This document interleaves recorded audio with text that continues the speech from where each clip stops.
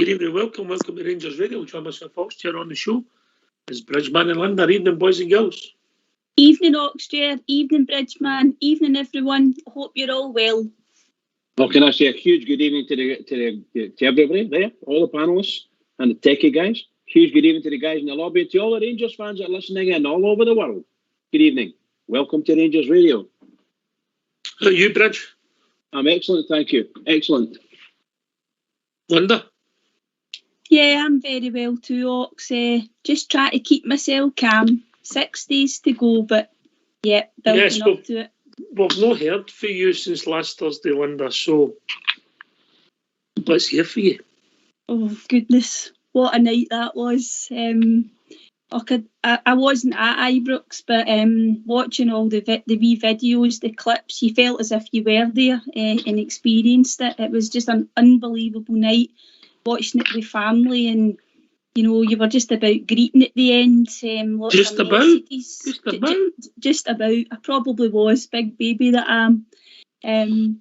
It was just an unbelievable night, and what an achievement for our team and our club and the fans. It was just truly wonderful, Ox. And you know, whatever happens next week, you know, this group of players have done us proud. They really have.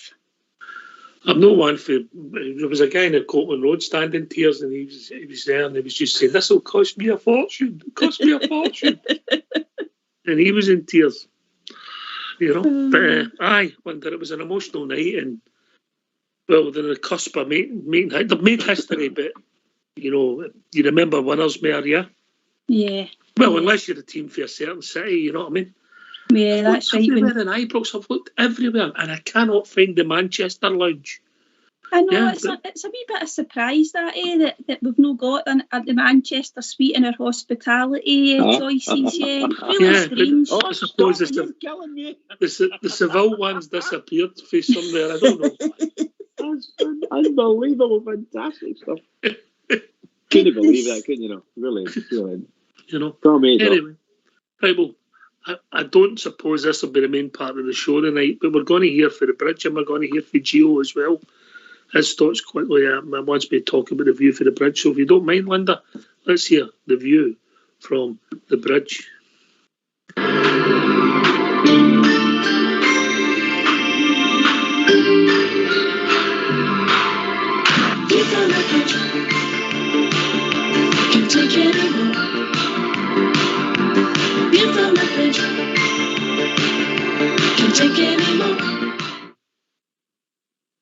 Good evening, everyone. Welcome to a view from the Bridge.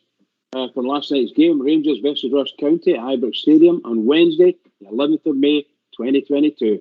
SPFL Premier League match. Referee Andrew Dallas, attendance 48,474. Rangers were expected to press high and attack non-stop in this game, which they did. Rangers pressure brought a load of possession and multiple chances first 12 minutes. All Rangers scored in the 13th minute with a tap-in from Lowry from a Golson header. We were well on our way. The game, a number of chances were created with shots on goal from a variety of players. And 5 minutes was Aribo, a left-footed shot, which was blocked. 6 minutes, it was Lundstrom with a header from the centre of the box, and that got blocked. Lowry had a right-footed shot from outside the box, which goes wide. 7 minutes, Lundstrom again with a right-footed shot from the right side of the box, which is saved in the centre of the goal. Right, in 9 minutes, Wright has a left-footed shot from the centre of the box, which gets blocked. And this was going on and on, and right up to 12 minutes, where it's Tav with a right-footed shot from the right side of the box, which got blocked. The pressure in Ross County is massive, and eventually Rangers get through. In 13 minutes, a corner from the left is met by Golson, who heads goalward, and the ball falls to the feet of Wright, who taps the ball home. 1-0 to the Famous, and that was a relief for everyone, I'm sure. Rangers continue to press County and create chances constantly. Shots and headers getting blocked or saved. In 29 minutes, Tavernier plays a 1-2 with Lowry, and it comes off well. Tav is through, off and running into their box, and he's challenged by Jakubiti. He's brought down. Definitely a penalty. Who will take it? Have a guess. The Tav boy. He steps up, scores to his right. 2-0 for the Famous. Young Lowry and Wright are both having great games. playing very well. Lowry, by the way, has the makings of a great player. And 42 minutes, a corner on the left corner, excuse me, reaches the far post where it finds Golson, who gets in a shot, believe it or not, which goes just wide. Half-time, Rangers 2, County 0. 45 minutes of substitution. Liam Balogun replaces Borna Barisic, and Diallo replaces Aribo. Rangers continue the second half as they did in the first. High press and lots of possession. On 52 minutes, Taft takes a free kick from about 25 yards out, which is met by Balogun, and he hits the far post. Very unlucky Balogun. Rangers are having a field day with numerous shots and headers going goalwards, the county goal, going towards the goal to county goal, all of which are missed, saved, and blocked. On 58 minutes, Kent picks up the ball on the left, cuts inside, has a great shot towards the far post, which just goes past the post. 62 minutes, substitution for Rangers. Stephen Davis replaces Lundstrom. Bastian Sakala replaces Kent. 63 minutes, Tav corner from the right finds Golson, who gets his head on it, but it goes high over the bar. 72 minutes, Rangers lose possession in midfield, drop their guard and their tempo, which allows the county to get some possession and unchallenged, which allows White to control and hold the ball, which gives him a chance to get a shot into the Rangers goal, from which he scored. What a good goal that was, I must admit. That was a good goal. Terrible for us losing the ball and then not being able to challenge. In 73 minutes, substitution, Scott Arfield replaces Scott Wright. On 77 minutes, a cross ball from Bassey reaches Diallo, who sidesteps everyone, gets in a good shot, which goes just wide of the far post. Rangers continue to press and create chances. In 82 minutes, a corner from Tav on the right finds Sakala, who has a diving header and scores. A brilliant header. 3-1 for the famous. Well done, Rangers. In 90 minutes, Bassey gathers the ball on the left, hits a lovely low pass, hard and low, over to the far post where Diallo taps the ball in. 4-1 for the famous. Rangers just continued pressing to the final whistle. There were some shocking challenges throughout this game from the county players. Should have been about 10 bookings and 3 red cards. I don't know how they got away with it. I really don't. Full time, 4-1 for the Rangers, going on 24 for me. Player by player. McGregor 7, Tavernier 7, Golson 7, Bassey 7, Barisic 7, Lundstrom 7, Lowry 8, Kamara 7, Wright 8, Aribo 7, Kent 7. My man of the match, Lowry, as you can imagine, followed by Wright, and who was again followed by Diallo, even though he only played for the second 45. Match stats: possession 80% Rangers, 20% County. Total shots 33 Rangers, 3 for County. Shots on target 8 for Rangers, 1 for County. Corners 8 for Rangers, 1 for County. Fouls 5 for Rangers and 11 for County. And this is the end of A View from the Bridge.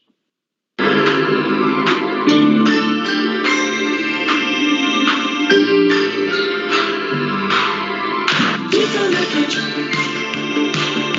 Can't take it anymore. View from the bridge. Can't take it anymore. Giovanni, could you just give me your reaction to that victory this evening, please? Well, I think a good performance. We wanted to keep winning and keep the momentum going. So it was good to start with a strong formation, but also rotate again this match. But in the end, I think it's a comfortable win for us. There was a lot of speculation made this week about perhaps resting players. Massive cup final to come next week, of course, it's been covered extensively. How tricky is that for you as a manager in terms of team selection, and resting players? Certainly the urgency from the first whistle tonight, it was there for all to see.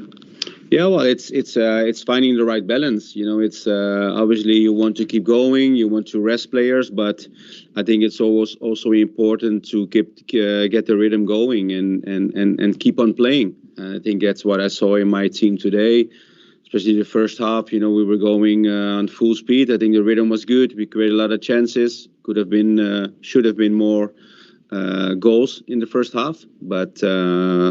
And in the second half, we could rotate, but I think it's important in in this week is to give as many players minutes to be ready for the games that comes ahead.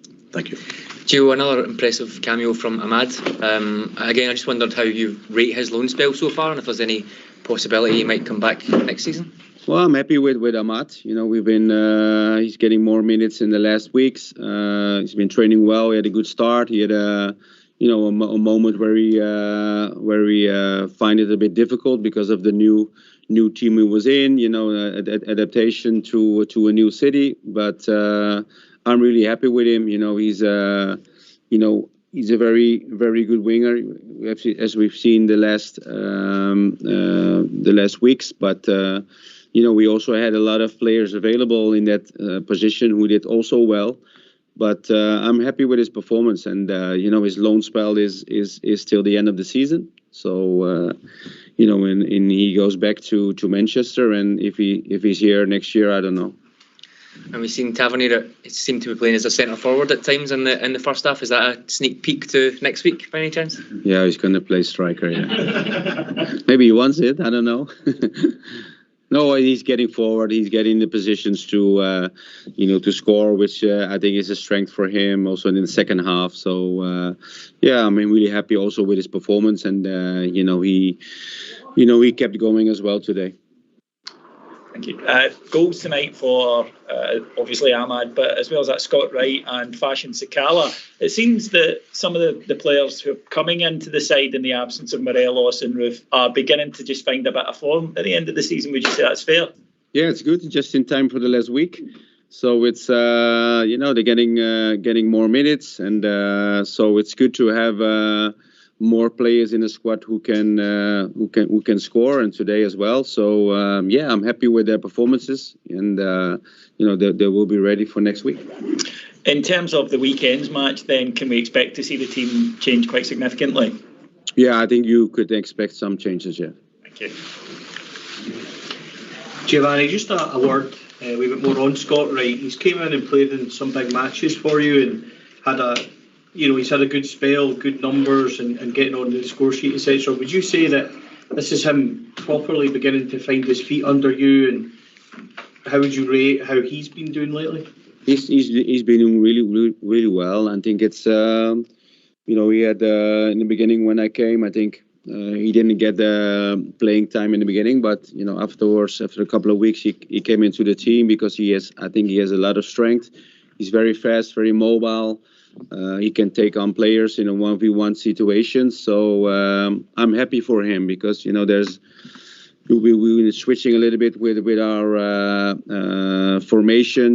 We play a lot of times on the right with a midfield player, but I think he can do both. I think his development is that he can play as a right winger, but also is very comfortable now to playing on the inside. And his performance has been really well, and I'm happy for him because he's one of the players, and we have many players who didn't get a lot of playing time, but just kept on going in training to be ready for the chance when it comes. And he's one of those players who's ready now. Okay, just ask about Kemar Rifgio. How's he getting on? Obviously, the supporters are very keen to know if he'll be able to play next Wednesday. How's his progress?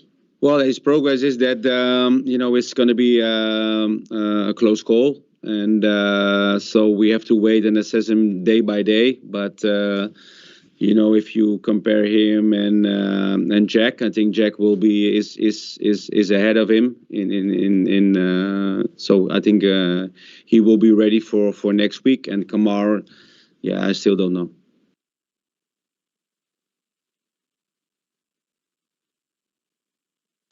Right, thanks for that, Foxy boy.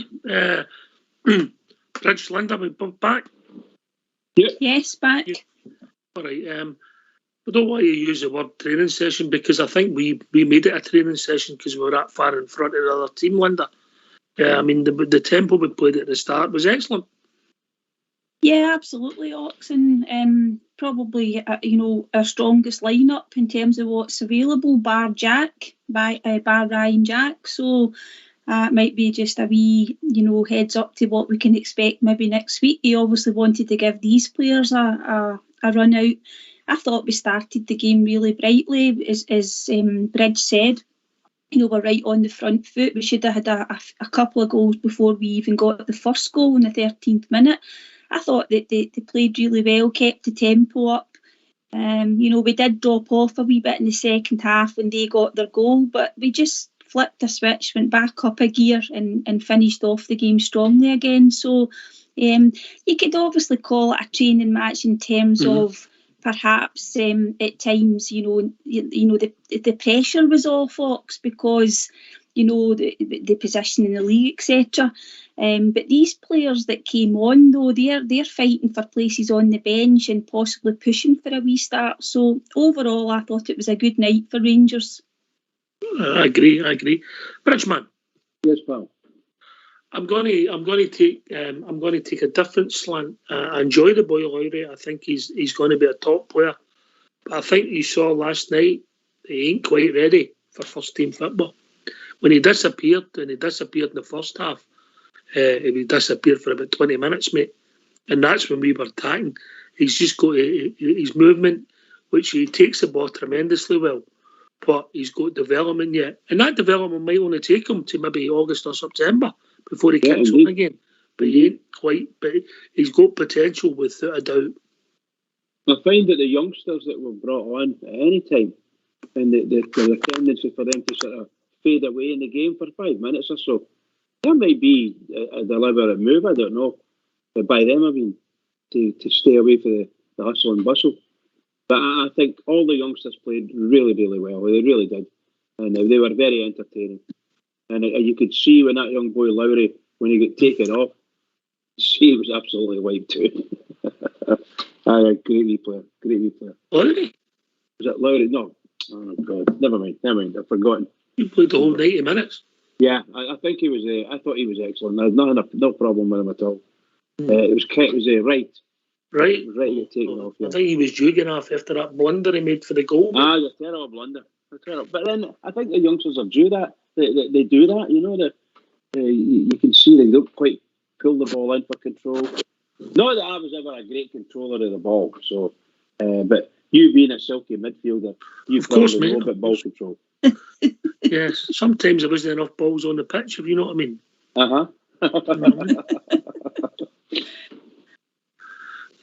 I'm just checking my age.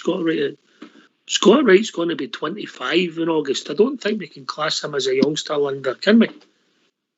No, he's definitely not in the same category in terms of age as Lowry and some of the other boys that are coming through.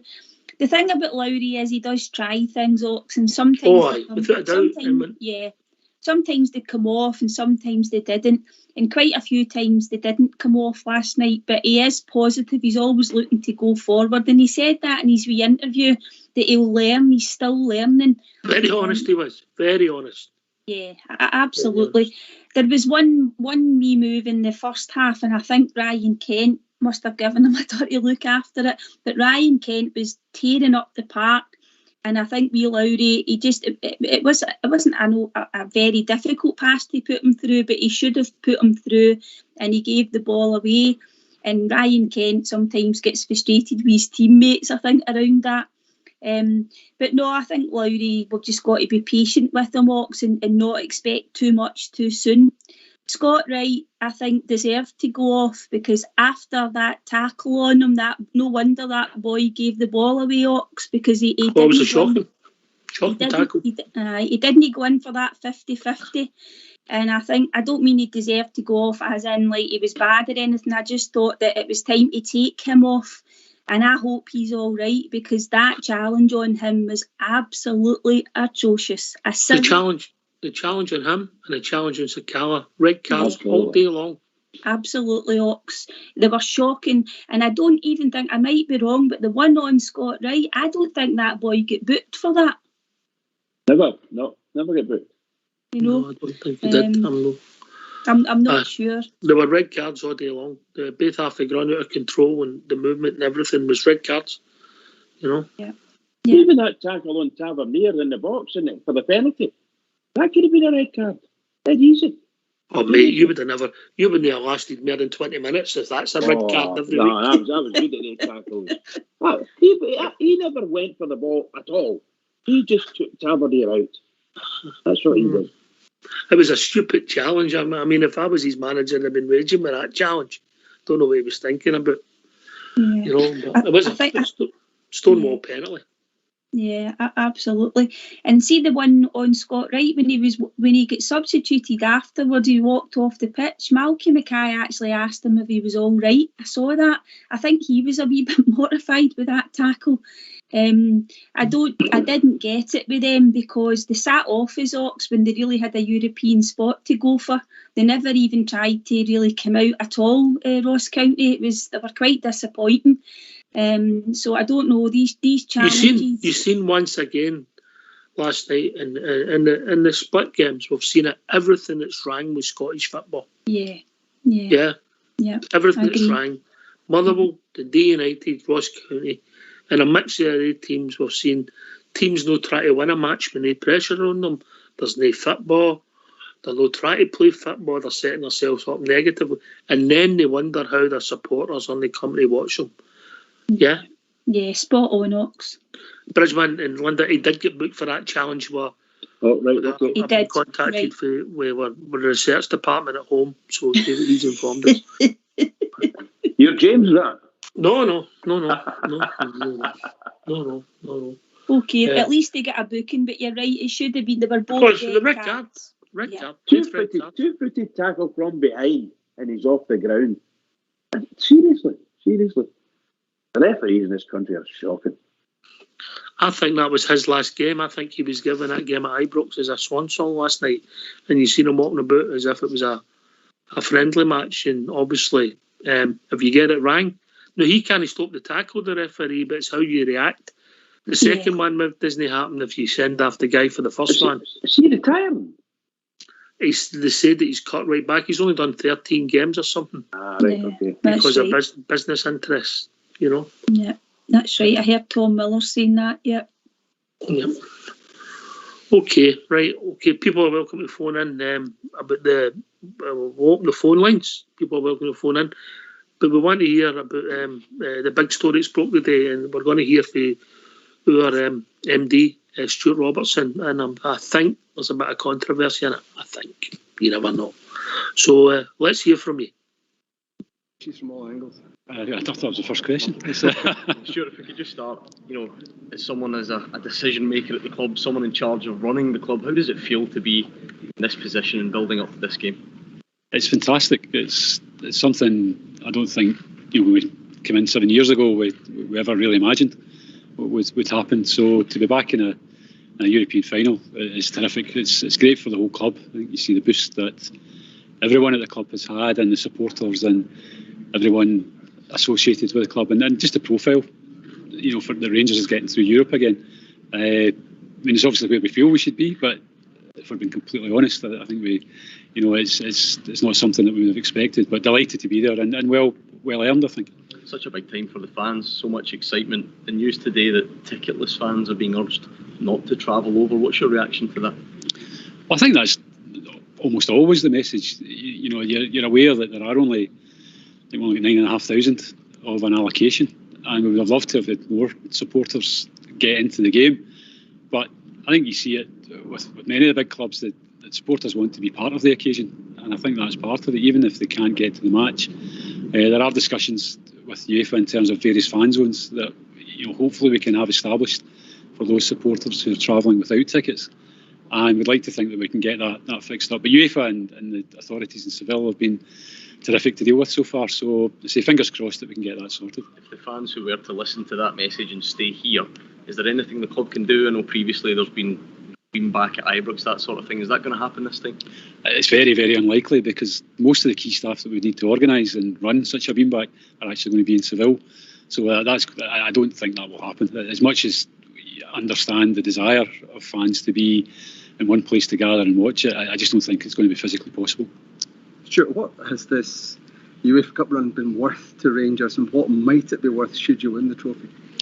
I think beyond the money, David, it's actually the profile that the club has had. You look at what it does to the profile the players get, and then the ability to attract new players. But when you come to the summer, I think being in a European final makes the club much more attractive. financially, it's obviously been, it's been a fantastic addition to what we budgeted for. So that allows us to hopefully, look at maybe strengthening the team in the summer. It allows us to do some of the infrastructure projects that we still have to do around the stadium and the training ground. So it's been a fantastic boost to the club's finances. What kind of job has Giovanni Van Bronckhorst done? Because when you lost a world name like Steven Gerrard, you must have feared the worst. Well, no, because I had confidence in the process that we're going through. I had confidence that we would attract a good quality of manager. A lot of that came down to the work that Steven and his team had done in the 3.5 years that he was here. I think that again got raised the profile of the club, and it got us back to a reasonable level in the European stage, a very good level. And I think with Giovanni and his team coming in, Gio knew Glasgow, he knew Rangers. He settled in very quickly. It's been almost seamless, and it's been fantastic to see the results that have come from that.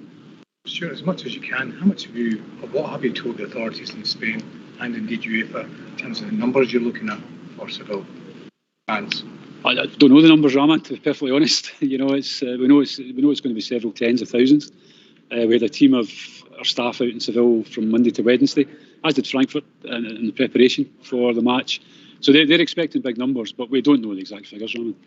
You said there about the fan zones, you said you hope to have clarity. Can you give us where you're at with that just now? Yeah, just as I say, the discussions are well advanced, but there's a lot that has to be organised to put these things on. I think there's maybe a perception you just open up a bit of space and the fans go in and that's it, it's sorted. But there's a lot more to it than that. There's how do people get there? Where is it in relation to the Frankfurt fans? How do you actually facilitate people when they're there? In terms of the basics of food, drink, toilets, etc. So there's a lot goes into it. So hopefully in the next day or two we'll have positive news on that. But I think that's one of the things that has. It's an eye-opener, I should know, but actually the amount of work that has gone into organising this match has been incredible. Both clubs and UEFA and the authorities, the local authorities, put a lot of work into this as well. What's your message to the supporters that are going to go out there, Stuart, that might not have tickets? I think to the supporters with or without tickets is go and enjoy yourself, go and enjoy the occasion. I remember myself 2008 thinking, well, let's see Rangers in a European final again, and here we are. It's fantastic. So go and enjoy the occasion, go and be a great ambassador for Rangers. We're going to a beautiful city in Seville. Go and enjoy the city. But let's go and do it in the right way, in the right manner. But go and enjoy it. Go and have a good time. Even more so given the numbers people are guesstimating, predicting. I'd say regardless of the numbers, just go and do it. Respect the city, respect the locals. There'll be people going about their day-to-day business. I remember Glasgow when Leverkusen and Madrid were in Glasgow, and it was a great atmosphere in the city that day. So hopefully we can create a similar atmosphere in Seville.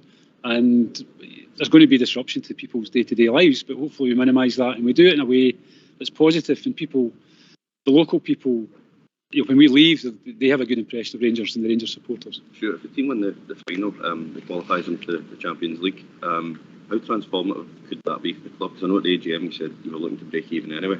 Mm-hmm. I think it's always been the next goal for the club is to get into Champions League group stages. The finances of that. Everybody knows what the numbers are; they're all public, So but you've got that money in the bank at that stage. So it allows you to plan, and it allows you to facilitate things in the future. The run we've had this year is probably now slightly more than we'd have had from qualifying for the Champions League this season. And going out at the group stage. But it's a terrific boost. It just allows us to do so many things. I just ask you a nice easy one to finish. Yesterday, I've seen the Sports Direct seems to have been a quote certainly outside the quote. Can you give a bit of clarity on that? No, I can't comment on that. Sure. What sort of conversations you've had with Glasgow? Why don't you give us a call on 0141 356 1972? It's your show. It's your platform. Let's hear from you.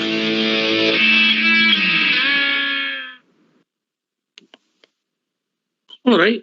Thanks for that, Fox. And obviously, to see I'm disappointed for the people of Glasgow who can't make Seville our own stadium and the key personnel. So what were the key personnel doing in Manchester in 2008? Yeah? Yeah.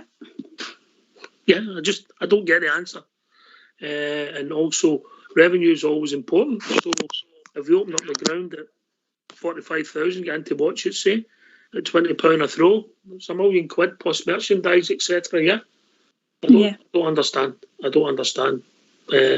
highly unlikely. I just don't get it.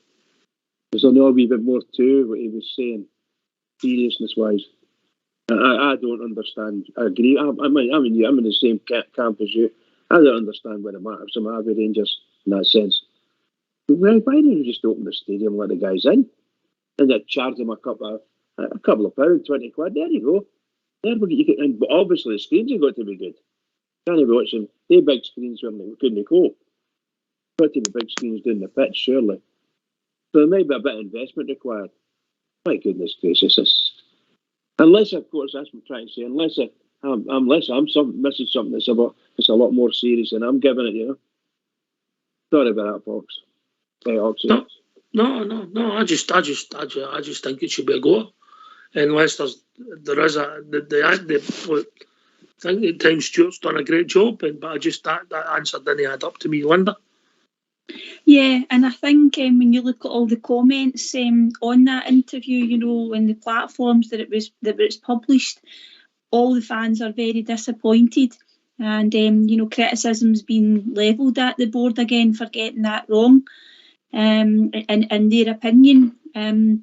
I just think we were all expecting it to happen, but see, as the days went by this week, you thought, well, actually maybe they're not going to do anything.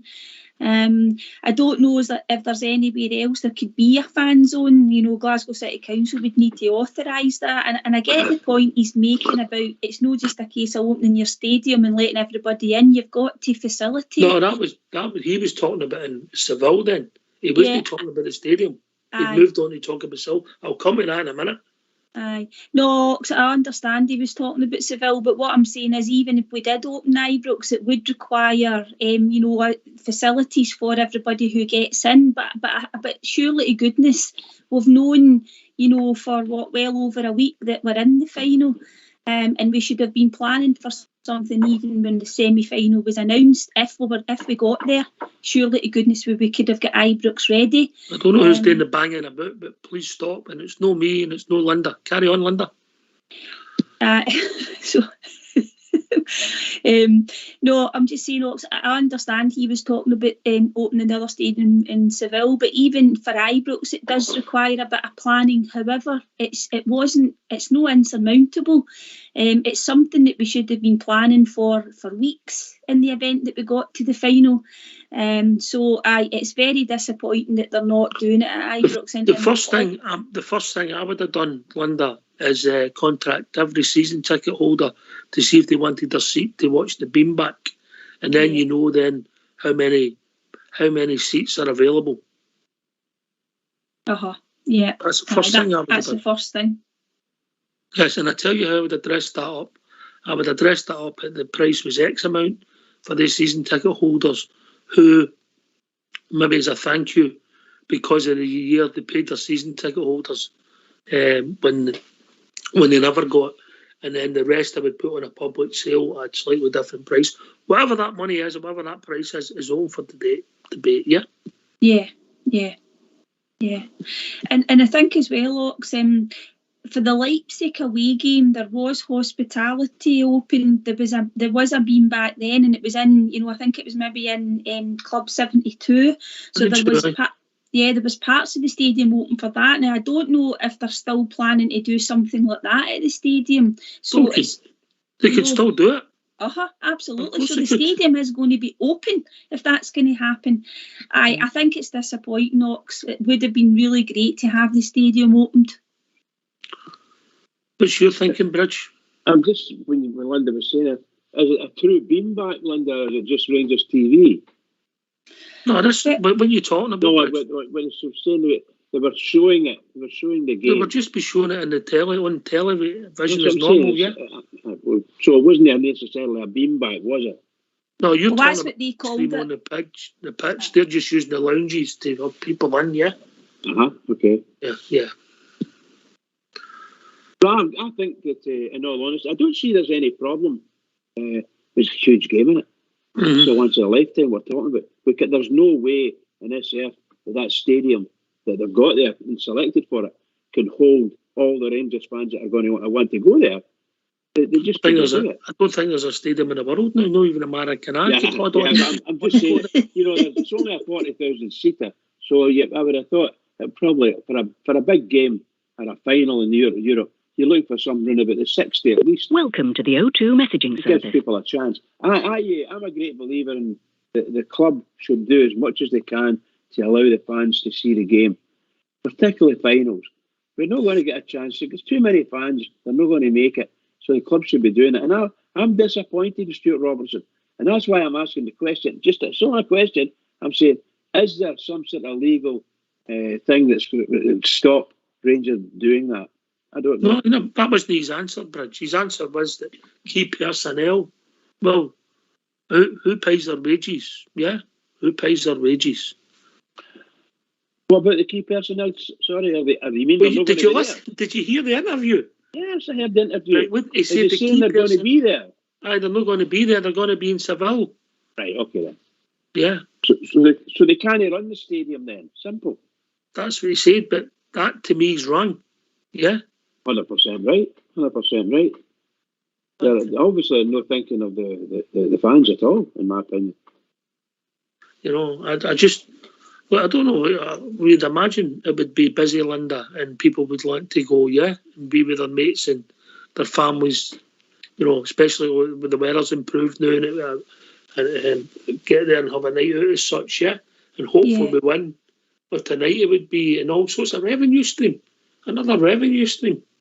Yeah, it would also have taken thousands of people away from perhaps busy spots in Glasgow as well, Ox. You know, if you've got everybody condensed in the one area and in the stadium, so it might have made things a bit easier across the city if you took thousands. I don't know how they would have set it up in terms of, you know, the screens, etc. They would have to have figured that out, how they could get as many as possible into the stadium. But it just means now that people are going to be scrambling around trying to get into pubs, etc., to try and meet up with families, unless they do it in their own homes. But as you say, it's not just one or two people you want to meet up with. It's you know, it can be 10, 20, 30 people that you want to watch the game with. I don't know, Ox. It just seems a strange thing, doesn't it? And the answer he gave doesn't really wash. Aye, I mean, look, if there's a reason for it, a valid reason for it, it wasn't in the answer. No. Yeah. It wasn't an answer that washed with me. And if it can be sorted, Rangers, please get it sorted for your fans, for your customers, for the people who buy the strips, and the people who buy all your merchandise, and the people who turn up, who unfortunately can't get to Seville. Yeah, here. By any chance, it wouldn't be like UEFA that would hold back on that and not allow the clubs to do that? I don't know. But I think they would encourage it, Bridge, if they did a statement today. Because they're a big story, and well, I don't know. I think it was Follow talking about Real Madrid. They're going to beam back on into their stadium. Well, it's obviously UEFA. I'm saying that, so it can't. What I'm saying, it can't be surely, because the Real Madrid apparently they're doing it. So. No, listen to what he said. He said key personnel are only going to be there, so we can't open the stadium, which I think is a pure and utter disgrace. There'll be thousands of people can't get to that game or will even watch the game who work in all different industries and all our NHS staff who's got to work and deal with emergencies, and can't make it because of what they do, I just don't think it's right, Stuart. I really don't, and it's unusual for me to feel so strong about anything off the park. Well, a big shout out to Mr. Robertson. Get it sorted, please. Mm-hmm. And we've tried to, if you're listening, Stuart, for Pennycoop, we've tried to bring you back in twice, mate. They might try a third time, but 3 strikes and you're out, I'm afraid. We've been joined by Blue Star. Quickly, how are we doing, Blue Star? Evening, Ox. Evening, Linda. Evening, Bridge. Hi, Blue. Ox, this is one almighty faux pas. I can tell you, Police Scotland have even put a statement out saying that before fans start, this is nothing at all to do with them. Do you know what they've actually said on it, Ox? They've actually said that that's going to give them a headache because of the amount of city pubs that will be overrun now. and that's a fact. Linda's just said that. Ox, I'm happy. See, when I heard that getting given out, I'm not being funny. Thousands and thousands and thousands of Rangers fans, the mass majority of Rangers fans can't get to Seville. Let's get this fact. Every man, woman and child that couldn't go were obviously planning and going to Ibrox. The mass majority of them, especially season ticket holders, for that man to come out and he's not even addressed it. He's point and answer doesn't add up. Most of what blooming well thing will be in Seville. That's a slap in the face to every single Rangers fan that's put them there in the first place. It's the Rangers fans that pay their wages. I'm gobsmacked. Absolutely gobsmacked. And I'll tell you, every single site out there tonight, Ox, we're getting pummeled for left, right and centre, as we usually do anyway, but this time it's for our own fans, and rightly so. That's an absolute disgrace. There's no words for that. None. Linda? Yeah. Do you know what? It's a real shame because I'm not saying it's taking the shine off anything, but it's just something that it didn't need to happen. You know, they've underestimated the reaction, and they've not thought about how the fans would feel about it. You know, and don't want to go back to things that have happened in the season. You know, the Sydney Cup and all that. You know, it's just something that we didn't need, Ox. Well, that's a great point, Linda. That's a great point, because that was for £3 million. And if you make that £20 a head, and you have all the lounges opened, and you have the shop open, and you sell merchandise, and you maybe get programmes there and sell them. Yeah. I just thought the fans' village. You'd make your £3 million, well, not £3 million, but you could make a right few quid, yeah. Aye, yeah. The fans' village is very popular too, you know. I don't know. It's a real shame. It's a real shame because there was other things in that interview that were very, very positive, you know. And the one thing that stands out for us is this that they're not opening Ibrox, and it's a real shame because, as I said, there was a lot of other positive stuff in that interview. There was, and I'm sure we might get around to talking about it. But this is the thing: it's hogging the headlines, you know, and bizarrely, I just if you take your blue glasses off, Bridgeman, it's no way to treat your customers. That's absolutely not. Absolutely not. And give it in this day and age. As you say, that should be a revenue stream. The Rangers should be getting that sorted to make What's that. That? Wait till your name's mentioned. I'm only going to say it once, right? Wait till your name's mentioned. Carry on, Bridgeman. I like the point that Linda said with the Sydney Cup. There's a Sydney Cup. Hello, Stuart. How are we doing? Not bad, pal. Not bad. Good to speak to you. We're debating. We're just talking about what you wanted to talk about, but the floor's yours. Carry on. I'm just disgusted by the way the club's treated the fans. I just think what else to say. I'm really gutted. I've got an 82-year-old dad, who I was in Manchester with, and I was trying to book up for Seville, and he's in ill health, and that's what I thought. Look, we'll not go to Seville. We'll go to Ibrox and watch it on the big screen. What did you do with your tickets, Stuart? What did you do with your tickets? I'm not that lucky. So I booked the hotel. I'm for the East, as you probably can. And my dad's been a Rangers fanatic. That's why I support Rangers, because of my dad.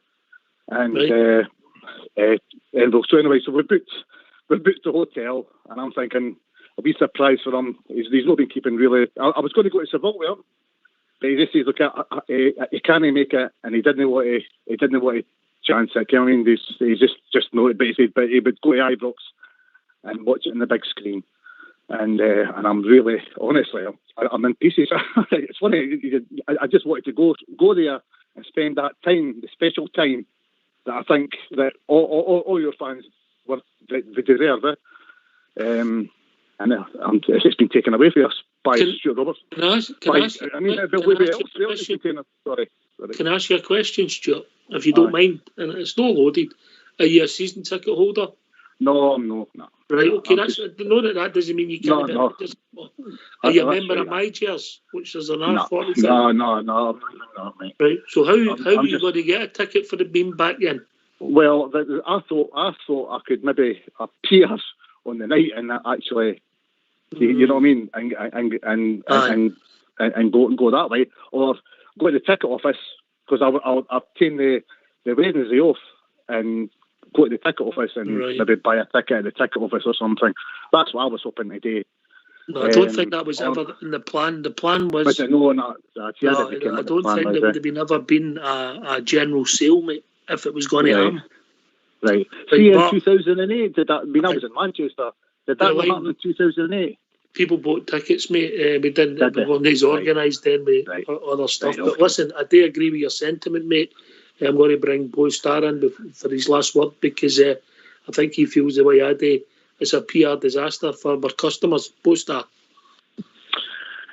It was odd. It was all an absolute disaster for the start. It was great to see our side getting to a final, and I'm 100%, as I've said right from the start, that we'll win it. The point being, they've had it in a ground that only holds 42,000, which was well and truly bad enough. But then to turn around and give both clubs 9,500 tickets, which meant UEFA fat cats for keeping 23,000. Well, our own club, by our own chairman's admission, has just turned round and done the same. He's treating the fans with contempt. They're so big, they're so far away from reality with the fans that it's quite frankly, it's disgusting. For him to answer that press conference when all the press were there at the same time, to turn around and say, well, it's kind of hard for us today because all our staff are going to be in Seville. Your staff, Stuart, what about the rest of your fans that pay it every week? It's shocking. Yeah, I agree with that. Cheers, Bo Star. Good to speak to you, and I'm sure this is going to be the subject that's going to drive it right. I'm sure you'll be back on before the final talking about the football. Always good to hear from you. Cheers, mate. Cheers. We'll be joined by Alex. Evening, Alex. Good evening, Oxford. Bridgeman, Linda. Hi, Alex. How are we doing? How are we doing, mate? How are you? I'm fine, Oxford. Just like this, everyone is disappointed with what you call it, that statement for Stuart Robinson. I just, honestly, 150th anniversary, you think by the way we get things right, this should have been back for the fans here. Make no mistake about it. Couldn't agree more. They could have put a screen up in the Glasgow Green. Let's be quite truthful here. They're doing concerts up there. If they've not got the people to man Ibrox, because I agree with one of the callers there, all these bars now are Glasgow, they're all going to be overcrowded, the full lot. I'll back, absolutely. It'll just cause problems. We know ourselves. For us, the guys that's good there, that's fine, but there's a lot of Rangers fans can't make civil that put good money into the club. This is one of the biggest games in our history, and this should have been accommodated for all the Rangers support, as far as I'm concerned. Carry on. Obviously, I know you're not going to be you wouldn't have been at the beanbag, Alec, for obvious reasons, right?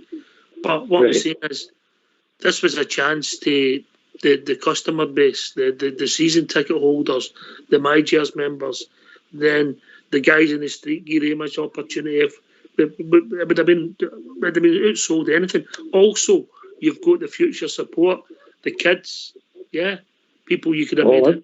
You could have made it people, and the senior citizens as well who can't make Seville, which Stuart's rightly pointed out. Absolutely. Yeah. It's a PR disaster, to be quite truthful. There was money to be made there as well. As you said before there about that tournament going to Australia, that was a no-go. This was a way to, what do you call it, get revenue back into the club as well. I just don't understand it. I really do not. As I say, if we're going down to Seville and that, we're the lucky ones, like, but a lot of Rangers supporters here are going to be missing it. And this is the game. It's probably the best in our history, really. And every Rangers fan should get access to it, as far as I'm concerned. Aye, I don't disagree. And by the way, I'm saying a revenue stream, but you don't have to. You could have a nominal fee to cover costs, etc. You know what I mean? But I think it'd been a good thing to try and reward season ticket holders who couldn't make Seville. So many of them are policemen, firemen, nurses, can't get the time off, etc. And they'll be doing their shifts during the day, and when they have time to get to Seville, just can't do it. You know? Absolutely. You know, you're right enough. It's a shocker. I wasn't expecting that. Can I ask you, Alec, what do you reckon they should do about it? I honestly believe they should put big screens up at Glasgow Green. Seriously, if Rangers are not going to do it. So what do you think? No, CP doesn't. What do you call it? Ibrox. Glasgow Green. Get some independent guy in there that's going to be, and what these Rangers fans are going to see the game. I'd be absolutely livid if I couldn't make Seville, and I'd be there, and you couldn't get to see your team. And I'm there, home and away, as much as possible. And the guys all around about me is the exact same. Some are unfortunate can't get to Seville. And I'll tell you one thing, they'd be absolutely shocked at that statement today. If there was a logical and an answer that added up, I think it was an answer that we found quite flippant, and that's been respectful to Stuart Robertson. Yeah, I don't know what you felt yourself, Alec. Well, I don't know. He just came out there. He was quite relaxed about it, and that's happening. And we're away to some the backroom staff, the full lot, and who else is there, all the employees, and that's it. I don't know. To me, it's beyond it. As I say, it's a big anniversary as well. We should be going out there. I think that's your sentiments as well, Stuart, isn't it? Look after your customer. Yeah. They're just out of touch. Honestly, I just think they're just out of touch. I can't believe the statement that came out today. I mean, to treat the fans like that is a disgrace. I mean, it's all over social media as well. I mean, I don't think anybody disagree. I mean, agrees. It's not your fans, mate. It's your customers. I know. Well, there you go. Your customers. Alex, can we ask you to either switch off your speaker on your phone? We're getting terrible noise through your phone, Alec. I don't know how you're speaking to us. Yeah. Carry on, Stuart. Can you hear me, Oxia? I can hear you fine, mate. Yeah. Right, thank you. Cheers, mate. Carry on, Stuart, and then we'll go to Linda.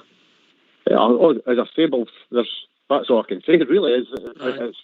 I'm hurting, but like everybody, it's not got a ticket first of all, and I just thought, this would be an opportunity to spend some quality time. You know what I mean, with my dad, and the thing we both love is watching Rangers, and it's just. Was it the big screen that attracted you? Because I could get you a place at British Couch. It was just the atmosphere. I mean, I fancied that. I mean, I fancied the atmosphere, and you know what I mean. And I thought, they looked so good last week, and I thought, oh God, I want a bit of that. And I watched it with my dad last week, and I was like, oh God, look at that. I thought, right, I'm going to surprise them, and I've actually booked the hotels. And I thought, well, anyway, you maybe give me some advice. I'm looking for some bars now in Glasgow that I could maybe go and watch it if anybody can help. They're all sold out, mate. I don't know why that's true. They will be now anyway, that's for sure. Where are you staying? Where are you staying? I'm staying in the Mercure Hotel on Ingram Street. You're in the city centre? I'm in the city centre, aye. The place that I would go if I was staying there to watch the game would be the Auctioneers, mate. The Auctioneers? Yes, which is just after George Crewer, yeah? Aye, that's brilliant. Aye, that's good. I'll take a wee wander through the day and see what the score is, and if they can buy a ticket, we'll try and get a ticket in. Listen, hopefully this isn't finished, mate, and things, common sense can prevail, but we'll see. Aye. Well, anyway, this is my first time calling. It's been nice talking to you all, anyway. And aye. I'll try and call again. I'll call again when we win the big game. There's also Oswald's down in Oswald Street. Yeah, no, that. Aye, Oswald. I've heard of that one before. Aye, that's an actual Rangers pub. Yeah. Right. Okay. Aye, Oswald's. I've heard of that one, but I think I came with that one. Or if you just walk through, if you don't know Glasgow too well, just walk through Merchant City and just keep walking east. Their pubs will be jumping when the game's on. Right. Right, okay.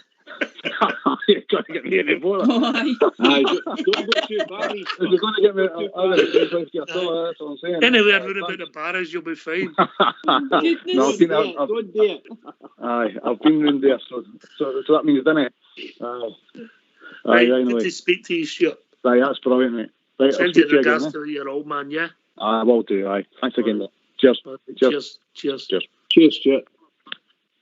I don't know what they've done. Can I ask you a question on it? Does this mean that the Rangers fans now are going to try and get the club kicking and screaming to get some sense into the way they're treating the fans? Is that what we're saying? We're thinking the fans are bad. Well, I would like to think that if people feel strongly about it, they're emailing the club. I've contacted the club while we've been on, the show's been on. The people I speak to in the club and told them what I think, and also told them the feeling. Linda, in you coming in, we've been joined by Jim from Paisley, who I think was hoping to do the buffet for the beanbag, but carry on. Brilliant. Just agree with what everybody said, and I mean, I'm not so sure whether they'll do a U-turn. However, it's up to us to let them know officially how we feel about it. This thing about the staff is a feeble excuse, Ox. That's a silly thing to say, because yes, we understand that most of the staff will want to be there, but you can bring in events organisers to absolutely run your stadium for you. It's a crazy excuse to give, and nobody's buying it.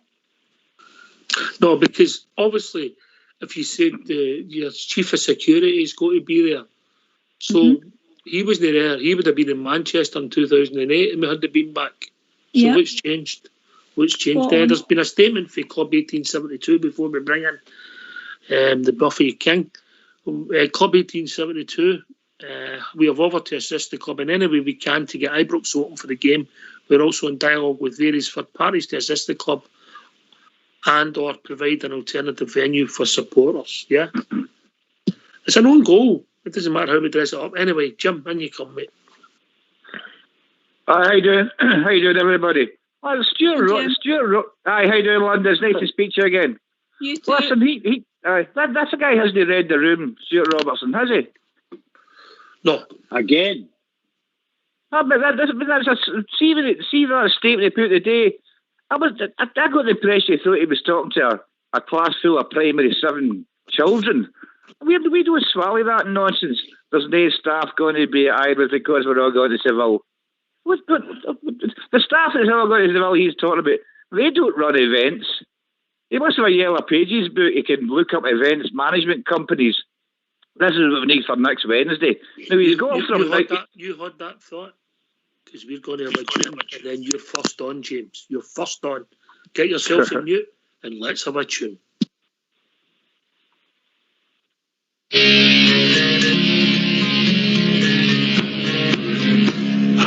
I was walking down the Coleman Road, I met a bunch of strangers. They said to me, are you going to see the famous Glasgow Rangers? So I took them out to Ibrox Park just to see the flags unfurl. After that display, they had to say, you're the best team in the world. So they sing songs about the land that they adore, and some of how London won the country's greatest war. Some others still seem quite content to use another theme, but I can sing a song about a famous football team. As I was walking down the Golden Road, I met a bunch of strangers.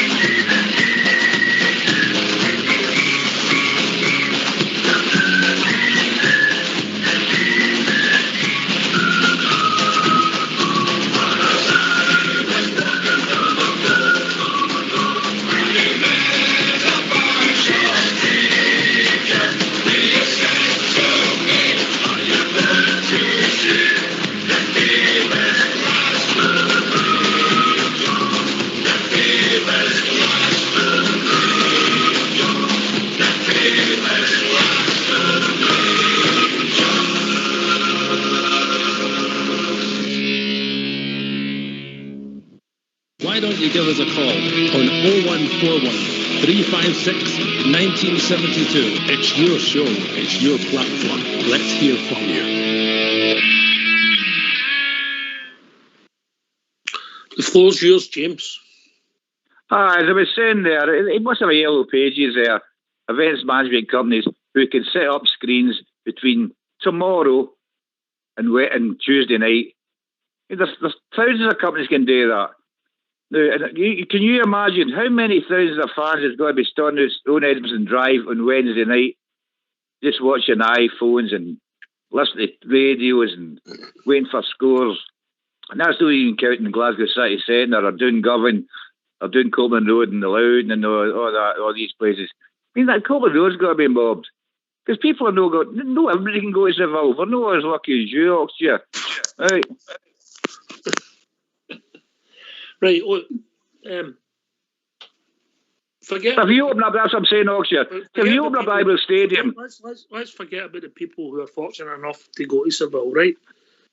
First and foremost, you should assume that nobody's got to Seville bar the 10,000 who's got tickets, and treat your customers properly and offer them the right to the stadium that they go in November, December and January. Offer the season ticket holders, offer the supporters a chance to go there if they want, yeah? See the response, and then open up to the general public. Listen, I think they've got very short memories over there in Edmonton Drive. Because if we forget a couple of years when we couldn't get in the game, everybody renewed their season tickets. Exactly, mate. And you come, Alex. I mean, I feel quite strongly. If there was a valid reason it was given, Alex, I'd understood that. I think the thing that James has said there about not reading the room sums it up nicely. Alex, then Bridge. 100%, Oxford. Everybody's in the same boat here about it. It's just as you say, a PR disaster. I just can't get even about it. And Jimmy's right there. Paisley Road West, Copeland Road, there's going to be stout folk out there just at the stadium. I just can't get in about it. I know one thing, see if I'd been the other side of the city, they wouldn't have been in this position. I'm telling you that. Well, they never opened their stadium for 2003, mate. All right, okay. They only had their lounges open. They never had anything in the stadium. But then again, they were, what do you call it, their stadium down there in Seville as well, didn't they? They had the big stadium, so... It's only about 10,000, 7,000 or 8,000 more, something like that, mate, yeah. Oh, is it? Oh, there you go. There you go. No, that's a fair comment. But you're right enough there about the 208 down at Manchester. They opened Ibrox End, as you say, and the beanbag. I just feel sorry for the guys. I really do. They're all Rangers supporters, and as you say, it's a customer. That's what it's about here. And Stuart Robinson, he definitely doesn't come out with any, what do you call it, flying colours as far as I'm concerned. And we'd already explained there about the Australian trip. That was a no-go as well. So many mistakes that they're going to be making, to be quite truthful. Aye, and with people who go at Bridge, who meets with family and they go to the stadium, they maybe 10, 20 people might have wanted to meet up. That it's not always possible today in Hussies, you know. That's it. You're right enough, Bridge. That's what it's about. You meet people at the games and all that. Sure, day out the full lot. Everybody's interacting with one another. You've got friends you've not seen. And you rely on it because we all love the club to death. And this is what it's about. This is a one-off here, by the way. We're in a final here on Wednesday night. Everybody's wanting to see this game. Everybody.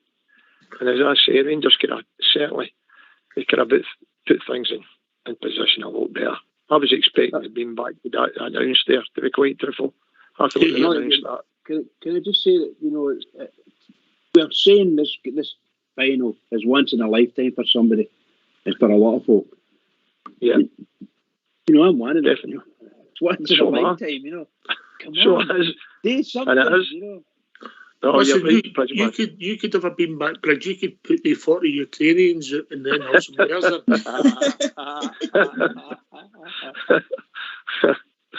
They would need to pay a big fee.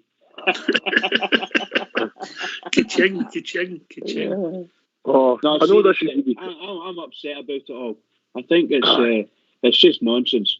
I want to be able to see my team and among all my friends and family. And, would you have went out to the beanbag bridge? Absolutely, 100%. Party time. Oh yes. You know, 5 or 6 of these big screens on the pitch. My God, it'd be fabulous. Just unbelievable. And let the guys get a drink or whatever it takes, you know. The problem with it just could be, is the police, you know. No, the police have you not been listening? The police made a statement where they said that it's nothing to do with them. Yeah, they're just washing their hands of it. I know that. Aye. All I'm saying is that they could say that now because I'm safe. I bet you if it was the police having a reunion concert, they would open the stadium for them. Absolutely, yeah, absolutely. I just can't believe that that's twice this season that this has been done. Something really crazy. Decisions taken by parts of the board, or if it's not the whole board. This is just nonsense. And as Jimmy says, you know, they're no seeing the room. There's no reading the room. And that's the truth. They're just no reading it at all. That Sydney thing was a big shot in the foot, right? And this one's another. That's the other foot gone. All right, we'll be joined by Tam. How are we doing? All right, troops. No, we just let's carry on about the beanbag and that. I don't know what the rest is think the same as me. I've been there since day one. I've been through all these years standing in wee crappy grounds, pouring rain, snow and everything to follow my team. Like, now I can't do it through all hell, but I would have loved to, but not the eyebrows, to see the big screen, the beanbag. I'd have paid money to come and see that. And to me, I think it's the board. It's just, I'm sorry to say, but just shat on the loyal support. And I'm more than angry about it. I don't know where they get off. We have built this club back from the brinks to where it is today, and to be done like that is unbelievable.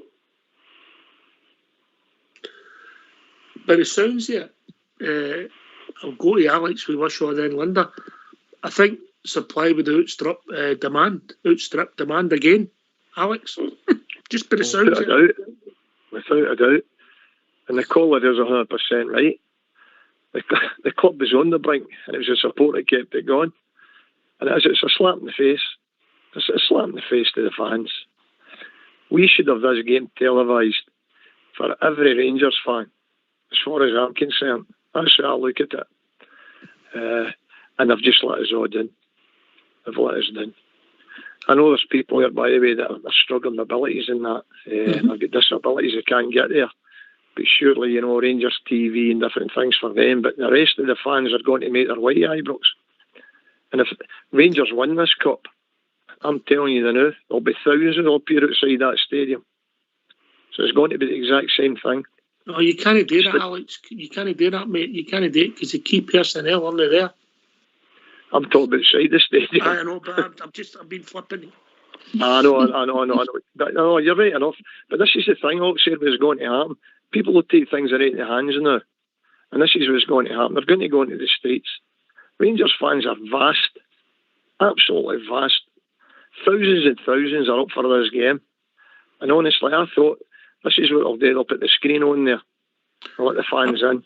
I'll not mention somebody, but he's really involved in the show. And for whatever reason, he couldn't go to Seville, and he gave what he had away, gave it away.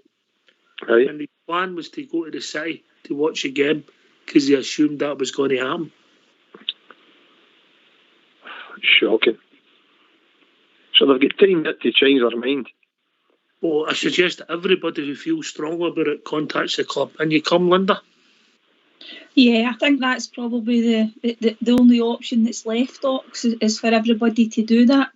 But you just wonder, when these directors are making these decisions, you know, it's this lack of fans' representation. And I'm not saying that they need to consult us in everything, Ox, but there's a couple of big decisions that they've taken, and the reaction from us has just been obviously the opposite. We get emails every day for Castore, maybe every day at the moment for Rangers, sometimes more than one or two.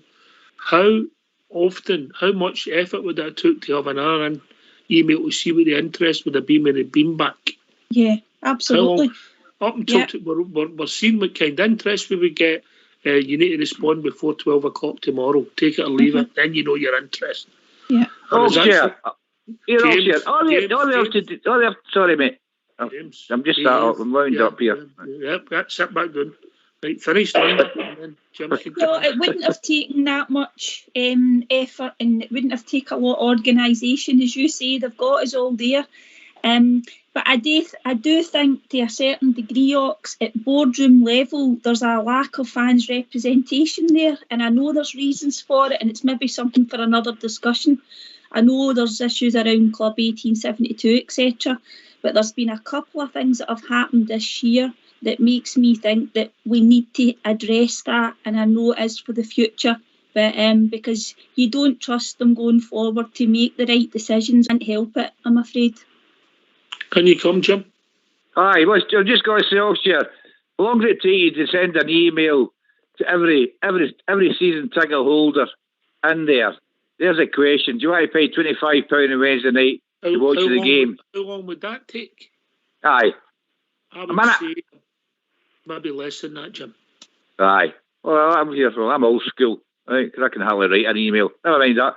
Aye. Yeah, yes or no? Do I pay £25 for next Wednesday's game? Sit in your own seat? Yes or no? Yes, okay, right. We'll take £25 out of your bank. Sorted, right? Then the ticket office opening Monday morning. You would just go to the season ticket holders, Phil, if you were running it, if you would want to look after the customers, because it's two different things we've got in it, Alex. Customers and supporters. You know, we've got millions and millions of supporters, fans in that. And I don't know how many hundreds of thousands of millions and a bit customers we've got. So they'll have everybody's details, season ticket holders, MyGears members. And once you'd exhausted that list and no fault the stadium, which I think you would have done, you then open I've not had one email for MyGears about this. Well, you've no, because there's nothing. There's nothing. The only thing you got MyGears was the £40 coming off you there. That was the only one coming off. Right. Let's be truthful about it here. You're right enough to give a feedback here within minutes to the support there and customers to see who's all interested going to it. And you'd find out that stadium would be packed 3 times there. Can I come in here? Yes, and you go, Tim. Well, I'm going to go because the more I'm thinking about it, the angrier I'm getting. But that was an opportunity for it. Normally me, but the ones like me, it could have took their grandkids up there to watch the team that I've supported all my life, and hopefully future supporters for that. There was a chance for some kids to get. Tam, I think it would have been as hard to get a ticket for that, or maybe not quite, but it'd have been similar. It wouldn't have been easy to get a ticket for it. Oh, I know that, but we never get the opportunity. That's the point, mate. We've been denied the opportunity. That's the point, mate. That's the point. You know, that's the point. Right, always good to speak to you. Aye. TFP, is that right? Is that the initial tap for the port? I thought that was that's some of the initials I use, but the other ones is the right reason. All right, good to speak to you, mate. You look after yourself. Aye, do all right. Thanks very much, panel, for letting us on. Right. Cheers, Tam. Bye, Tam. I might have had a lot of people upset when they get in. Linda. Say nothing, Ox. And it please other people all the time. No, I know, but if it's sold out, it's sold out, isn't it? That's a different argument. Then you come, Linda, then back to Jim. Yeah, because at least you went down the route of actually doing it, you know, opening the stadium. And as you say, unfortunately, there is a bit of a pecking order. And I think it would only have been right for the season ticket holders to be given the opportunity, Ox. Because I know, like, the MyGears thing can be a wee bit controversial. But they've just not done it at all, which is just, it's really quite astonishing. We've been joined for Billy. Evening, Billy. We can't hear you, mate. Evening. No, we can't hear you, Billy. Try again. Hello. Can we hear him? Anybody else? No, hear him? Very, very. No, we can't hear you, Billy. Try again, mate. We'll try and bring you in again. Very faint, very faint. Aye, Alex. I just don't know. We're on here with so much positivity and we're talking about this. I don't know. Absolutely. That's what it was about. Positivity going to the final. I was going to talk about the team, the performance in that. And there we go. We're on about exactly what's the big issue. It's scandalous. To me, it's scandalous. Billy's back with us. Sorry. Try again, Billy. We can't hear you, mate. You're too quiet. You're too quiet. Put your volume up. No. Right. He's whispering there, Billy. Aye, I know you want to come on, talk about last night, talk about who's going to be fit, what team we're wanting to sell about, and we're suckered into this because it is a reasonably big story for the supporters, Alec. What's the young team saying? What's the young team? I know they're gone, but what are they saying? They can't believe it. They're like that. Surely they're going to put, what do you call it, screens on, Dad. I says, I don't know what's going on there. Then I heard the statement, and I thought, oh, definitely. It's a PR disaster, but there you go. And I feel it. I definitely feel it for all the fans that's supported the club through thick and thin, and they're not going to get a chance. They could have got in there. They could have went like with the season tickets, a full lot, as you say, feedback within 5 minutes. That's you going, aye, that's your card activated. If you weren't going to go, if I was going to Seville, you could have gave it to somebody, and they could have been in there and get in that game and watched it. Because as I say before, hopefully we're going to win it. I will say we won it. And that stadium will be jam-packed. There'll be folk out in the streets. And we'll take it from there. It'll be a total, absolute disaster in the city centre. And all these pubs will be stowed right out. All I think that would have done was move 50,000, mate. I don't think that'll change that. I think all the places that'll be absolutely rammed. I'll still be absolutely rammed. I don't think it made any difference where the game was on or no. It was on at the game or no. It just mean that different clientele will be in there. That's horror because the demand's going to outstrip whatever we do. I don't know what you think, Linda. Yeah, you're probably right, Ox. I just think it would have condensed it to a certain degree, but it's more about just basically rewarding the fans. A thank you to the fans, whether or not it was going to be used as a revenue stream or not. You just do it so that you cover your costs, so it could have been a nominal sum, and at least let people in. And I think that's what it is. And it's also just annoyed people because it just feels like they've disregarded the fans again. Disrespected them. Yeah, disrespected them, Bridge. And also as well, it only came out in that interview because he was asked about it. I mean, Rangers, were they even intending to make a statement to tell us what was happening? I'm not so sure. As I say, he was specifically asked the question, so I don't know if they would have come out and told us. Yeah, Linda, can I say something? Yes, Jim. Aye, but there's another statement, sure, that Robertson made today was they didn't account for the excessive profits they'd made over this Europa League run. They said they'd made as much as they would have made playing the Champions League games.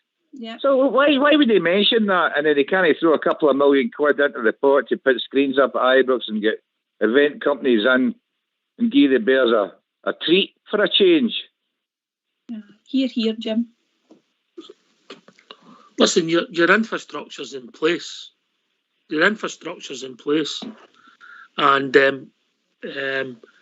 let's just say that somebody had contacted them to say that they could book the stadium for a concert on that date. They would have said aye, wouldn't they? Because the season was finished. So everything's there for you. It's only about getting screens and getting staff in. And that can be done. Well, exactly. It's not that difficult, is it? Oh, Jerry, he was trying to make out that all the staff's all got to Seville. Is he taking, do you think, how many airplanes are they taking to Seville? Do you think everybody ever worked in Ibrox lives all got to Seville for a couple of days? I doubt that very much, We've got guys there on I do what kind of wages there and the lasses that work in the lounges and the bars and that, you know. I think they're going, I doubt it. I don't they've been invited. Well, I think some of exactly, because they couldn't all go in, but I think some of the lounges and that might be getting homed. All right, I might be going then. I've not any word back with that. It's all right now, is it? No, it's not all right. That's unfair. No, I'm not that. I don't go down that road, you know, because I've got loads of pals that sit there. It's not right. It's not right. Because there's another own goal. Yeah, and I don't know. Put it this way, see the people that go to the lounges, like, we're in Club Europe, you've got Club City, 1870. No, you've got all the places, the lounges around at the front of Emerson Drive all opened. How are they going to feel walking around at Ibrox Saturday night when you've got 1,000 bears that can't get to the game? That's going to be awkward, isn't it? Well, I think but when you go Bridge, I hope common sense prevails. I think Mr. Robertson has got to speak. I obviously think again. He made the board, including him, made one serious blunder with the Sydney Cup, and nearly making another serious blunder, and all of it affecting fans, because the Sydney Cup was affecting all the Rangers fans in Australia. They were all probably had the flights booked and everything to go, thinking it was going to happen, and all of a sudden they pull out. They shouldn't have gone there in the first place, but they start the ball rolling on it, and all these fans got to get involved. I think it's just wrong. The club's just heading in the wrong direction with that stuff. Just wrong.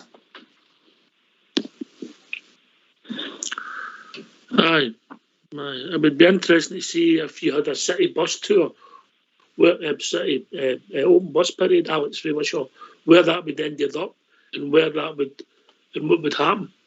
I would assume they would end up back at Ibrox and the stadium would open and the people who would see it would pay again. Alex Famershaw? Definitely. I was going to say, see the man in Ibrox, right? If we've not got the employees, what he's saying, they're all going to Seville.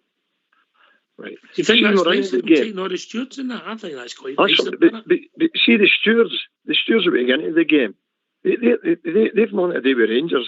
They're that rock steady security or who they are, right? So what would be the difference if they put the screens up and did the same security guys in that was at the football? How's it go to demand with Rangers? Yeah, all you need is people to man the turnstiles, people to watch the crowd, and maybe the lassies, the guys that be working the bars and that. And maybe I think the burger bars now they're off franchise. I'm not sure. They'll be laughing. You see, what I'm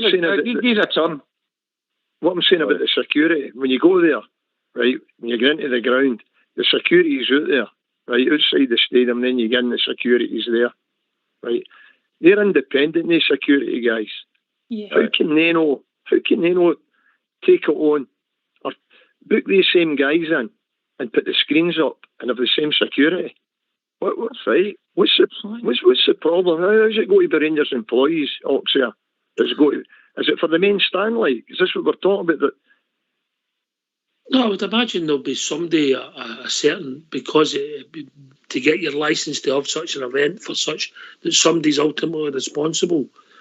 I don't know who that would be, but it doesn't mean they have to be at every event that happens at the stadium.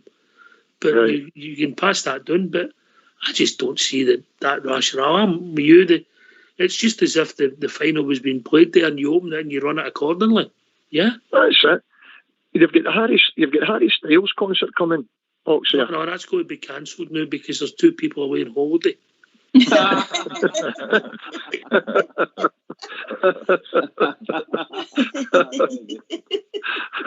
They're doing their best to advertise it anyway, I'll tell you that. But just beggars belief here. There you go. I'm no one for no keeping secrets, as you all well know, but I think Big Stevie and Southside are going to that concert together.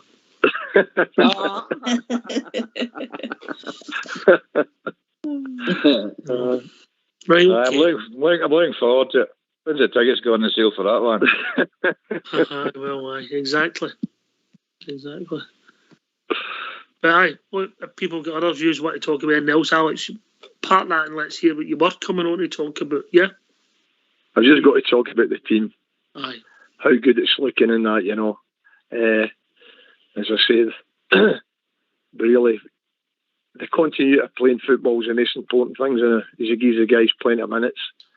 And as long as they're unscathed, no injuries, that's the main thing. And we go to Hearts on Saturday. I think we'd have caught a few changes there as well, and I think they're going to put a lot of changes in as well, Hearts. So I know it's we look at it as it's not a meaningless game because Rangers don't play meaningless games, but we've got to just keep everybody ticking over for the final. And I'm very confident, man, because they're playing some right good football. Young Lowry, I thought was exceptional. I think he's one. We'll get into he'll play a lot of games next year. I think Liam King's the exact same as well. It looks as if Connor Golson is going to be leaving, which I'm quite sad about it, really, because I honestly think he's been a great servant to the club. Yeah. I think he's been. I know he's done one or two blunders, but the full team's been like that as well this season.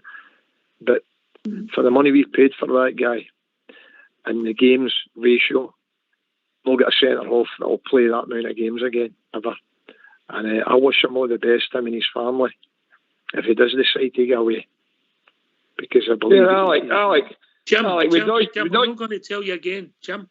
Sorry, no, I asked Alex something. Oh, you know, just wait. Let him finish. It's called bad manners. Carry on, Alec. I just feel the guy who's really call it, gave it all to the club. He's maybe not everybody's favourite in that, but to me, he's been a standout. He's definitely the best centre-half in Scotland. That's how I look at it. And if he's going away there and it's maybe family reasons and that, I wish the guy all the best. That's what I'm saying. And we'll get, what do you call it, somebody to come in. Probably will play the same amount of games. I doubt that very, very much. Well, Van Bronckhorst will bring his own team in as well. He gets his own window in that, you know. It will look very favourable. And I honestly think we'll win next Wednesday night. Without a doubt. Oh, go on yourself, Alec. Go on yourself. Let's hear from you.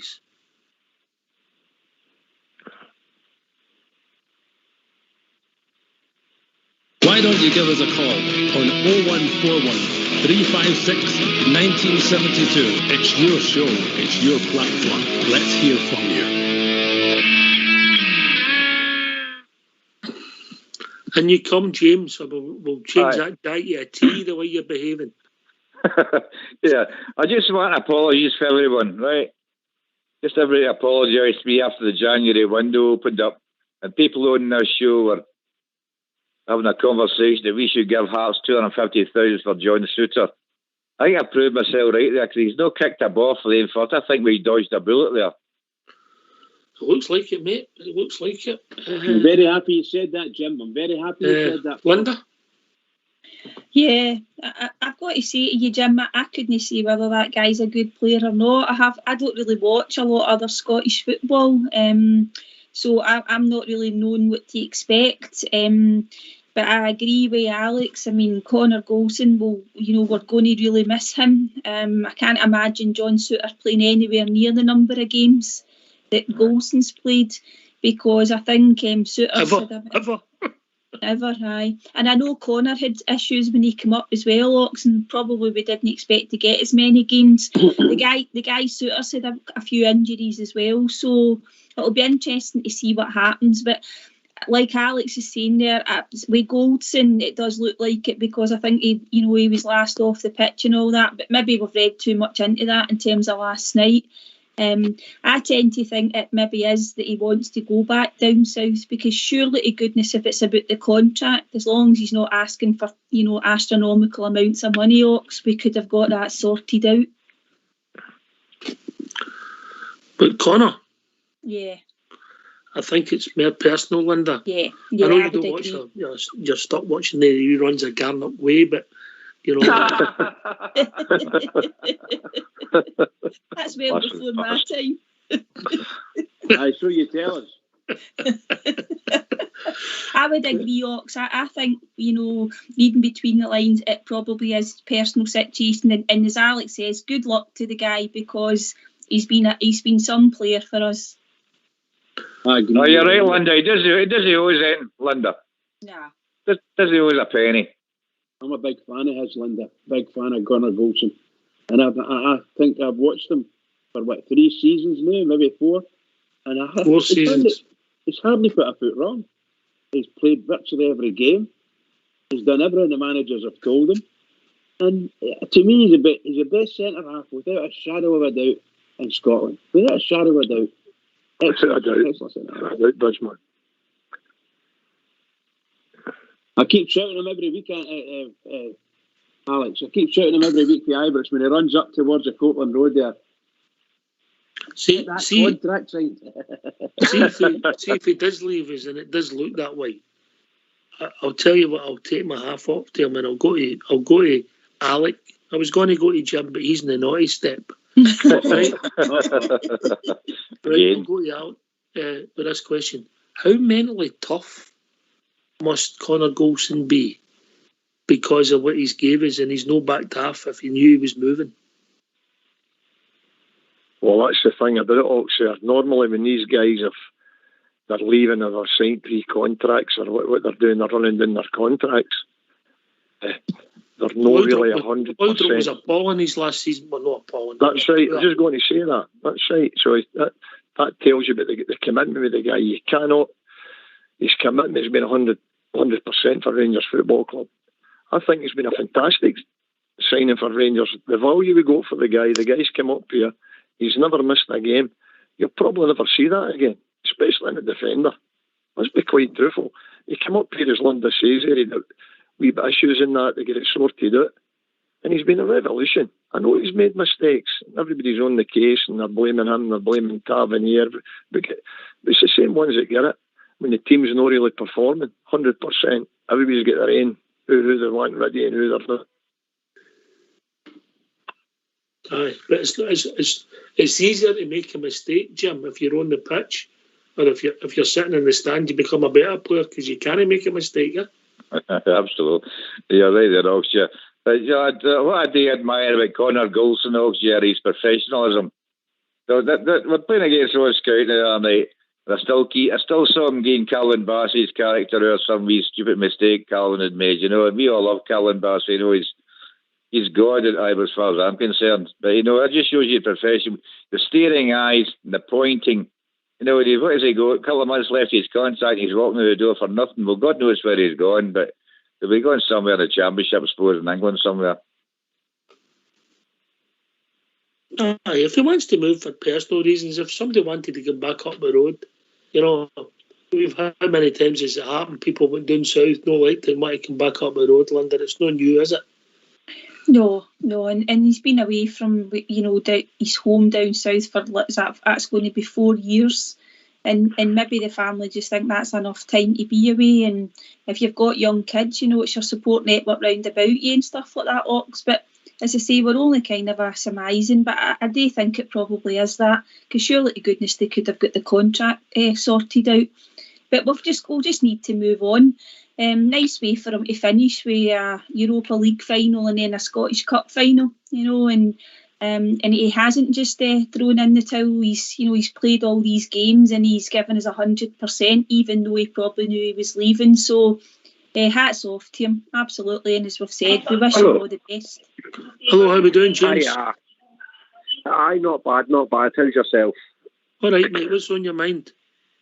Well, it's just basically talking about what you've been on about the night regarding it. I mean, I'm a season ticket holder and CD4 and that, and as I say, I don't really want to shoot the board down too much because what they've done over the years and that, you know what I mean? Because they've done amazing for us really, but the fans have done just as well.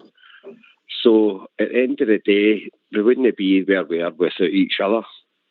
So for the fact they're not holding their beanbags a bit, it's no good. It's no good considering to what I've heard. The other 5 European finalists are all holding beanbags. You know what I mean? So at the end of the day, they've really shot themselves in the foot there. hopefully they get it sorted and they see the error either ways, because I don't know what statement they're going to come out with tomorrow. Were you hoping to go to it yourself, James, or you got plans to go? Unfortunately, I think I've already posted in the chat there, but unfortunately I've started a new job. I can't get the time off, and the job pays my bills and pays my season ticket money for next year. But I'd love to go to Ibrox and sit and watch it, you know what I mean? It's with my aim.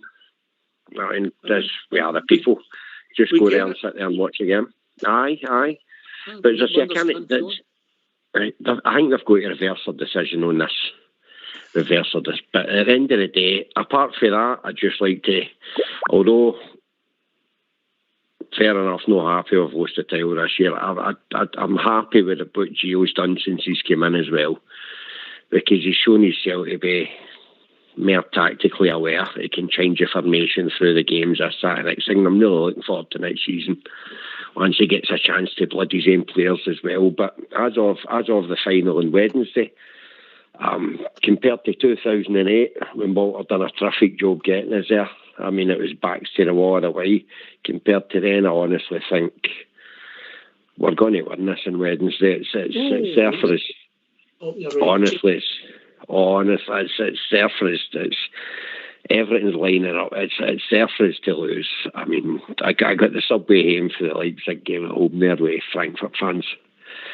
No Frankfurt fans, Leipzig fans, and they're telling me how Frankfurt are a better team than them. And I'm trying to explain to them, but they're not able, you know what I mean? But again, it's a 50-50 game. But I honestly think we'll do this. We'll do this. Definitely. First time call on the show, mate? First time caller. I've listened to it quite a bit, and I just thought, bugger, I've got the courage tonight. Sorry for saying bugger there, but no, I've got the courage tonight, so I thought I'll phone in and have my say, because I'm genuinely gutted that was that your thoughts, mate, that was going to happen, and that was where you were hoping to go and watch the match?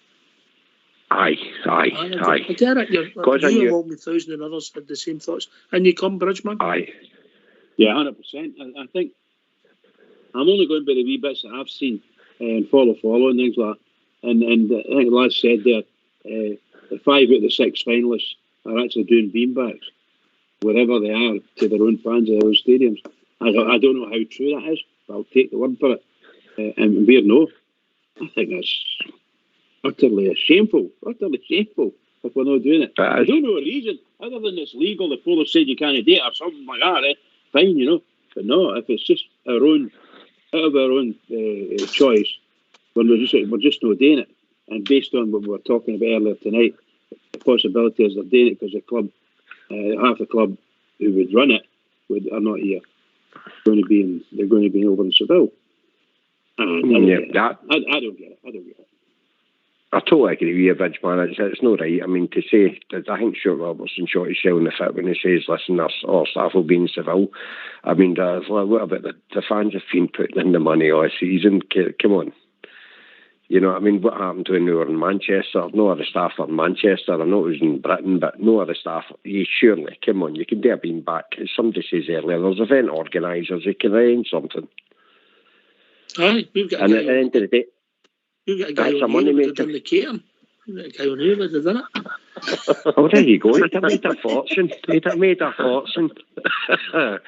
But actually, the money's there to be made. They can charge tickets to get in, and that's an extra bit of money to put into the pot for them. Even cover the cost of what they're doing, plus some. You know what I mean? I think it is. Can I just ask? Sorry, carry on. Just, the damage, if we could call it damage for the want of a better word, the damage that Stuart Robertson's done with the fans now, is that repairable? Well, to be honest, I posted something on your comments there saying, listen, as I say, I appreciate what the board's done over the year. I mean, the fans are just as much for what's happened over the years, because we've constantly been there, put our money in. But I think Stuart Robertson has proven himself over the last couple of years. He shot himself in the foot a few times. Maybe it's time for somebody with a bit more to be fair on him, experience. To be fair on Stuart Robertson, right? He might have gave you that answer, but we don't know if it was his decision. To try and be fair, I know it. I know what you're saying. But I'd personally assume that when they're putting out like statements like that, somebody like that, maybe a press officer will read out the statement he's going to put out. Maybe give him possible answers to turn around and say, well, we can't beam back the game because all the staff are in Seville. Honest opinion, James, I don't think that they realised how much of a clamour there was of people just waiting for the beam back to be announced. Or bringing Alex from Workshop. Alex, I think somebody said earlier he read. I think they've underestimated it all, to be quite truthful, and they've not thought it out properly. But they must have been together, made the decision for him to come out and make the statement. Mm-hmm. But it's definitely, it could be changed. It could be changed, as you say, some of feedback now, and see how quick would you call it. An email goes back through, and they would find out exactly. Get them something running. You've still got what do you call it? This is Thursday. You've got to wait. It's no problem. You get this sorted, no problem at all. And get the fans in there and get them to enjoy themselves, the customers, fans, the full lot. And everybody that wants to go there, if it's 50,000 or what it is, sell the 50,000. You could sell it 3 times there. As you see all the pubs all around about. And everybody can enjoy yourself here, because this is putting a dampener on it. And this is me talking about. I'm going to Seville. I'm no different from the rest of the guys that can't make it. I'm a Rangers supporter like the rest of them, and it's a strong thing now. It's a strong statement for to come out and say, by the way, look, we've made a mistake here, and this is us. We're going to put the feedback for what do you call it, the fans to come on here. To go and get a seat close circuit, and you'll find out by the way everybody will be jolly and looking forward to it again. That's what I like. It's a massive game now for us, and we'll want to see it, enjoy it, and let's enjoy the days up to Wednesday now, and know of all this and top ears now. It's definitely putting a dampener on a lot of people. It's putting a lot of dampener. Is it not a game at Ibrox the day before? Is it not the Youth Cup final or something like youth? What difference should that make to the beanbag? Well, they need access to building things. So you move the Youth Cup final. I'm only saying, right. Or so you play that at 11 o'clock in the afternoon, in the morning till whatever. I don't know. Listen, let's be honest about it. You were talking about some wires and some cable. We're not putting a man on Mars, wonder. Exactly, Are you sure? I agree with everything that Alex said and all that, but all says, how can you underestimate the demand for the final considering what we took to Manchester? How can you underestimate the demand of the Rangers fans? We've never got round to that tonight. The fact that UEFA haven't even got fans so and sorted in a city where they get exactly, that's embarrassing. They should even look at the previous final we reached and realise the type of, maybe it won't be 200,000 fans, but it'll be at least 100,000 fans wanting to go there. Mm-hmm. You know what I mean? Whether they've got tickets or no, I know everybody I've spoke to, he's booked holidays left, right and centre. They're paying, some were lucky enough and took the chance and booked it a couple of rounds before. And then I was coming back to the Leipzig game, there's boys trying to book it online and 200,000, 300,000, 400,000. It's so everybody's wanting to get there. So how can you underestimate the demand? It's the Rangers fans have proven through the years will follow the team, as they say, near and far. Regardless. I know. Jim, I don't know. This is what actually took the wind out of my sails. I just think it's an own goal, mate. Oh, big time. Know what's going to happen here? I think you'll have a statement tomorrow morning for the Rangers board. As they've got to rethink this. Now, I wouldn't be surprised if there emerges a board meeting this evening, right? Because they've threw Stuart Robertson under the bus tonight. Read that out. They haven't thought about it. They haven't even thought about it. I don't know, as I said earlier on, they haven't thought about it. I'm going to say it again, right? They'll emerge the board meeting tonight, right? Get this sorted. Get the tickets out on Monday. Or get the logistics. Okay, they can do it. They're not, unless they're all way to Seville now. You know? Wouldn't it surprise me? even if they were in Seville, the whole world's running Zoom calls now and thing. I mean, nobody meets face to face anymore, so there's no excuse for anything. Well, they still meet, but the world's changed in the last 2 years. Look, it's an own goal. I can't dress it up anymore. And I also think it's an own goal for UEFA, Linda, the fact that they said they weren't organised. Look at the 3 of the 4 quarter-finalists and this semi-finalists of this tournament. They were all going to bring decent supports to Seville. West Ham, Rangers and Eintracht Frankfurt. I don't believe Red Bull would have brought a lot of numbers, but the 3 out of the 4 were always going to bring support. So I just don't get it. Yeah, they should have been planning at the semi-final stage, Ox. I mean, it's no rocket science, and for them to just say, issue a statement telling fans not to travel, they're trying to sidestep any responsibility.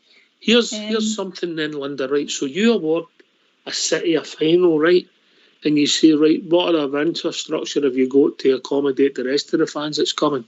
Would that not be common sense? Yes. Aye. You could almost always say as well that, you don't know who's going to qualify. We understand that, and maybe there should always be a plan B, that you can move things to bigger stadiums if need be. So for them to say that it's all right, just don't travel if you've not got a ticket is ridiculous. They must have fan zone set up, Ox. If they don't do that, that's a disaster waiting to happen. There's 2 other big stadiums, so those could be opened. And I know, as we said earlier, it's not just as straightforward as opening the stadiums, but they should have been thinking about that weeks ago. So that's a wee bit concerning, but they must have fan zones in Seville. That's an absolute must. But that tournament's been in Seville it's been gone there for nearly 2 years. It's always about 2 year notice you get, yes. Aye, yeah. So it's they've known the dates, they've known this. It beggars belief. It beggars belief. As soon as they were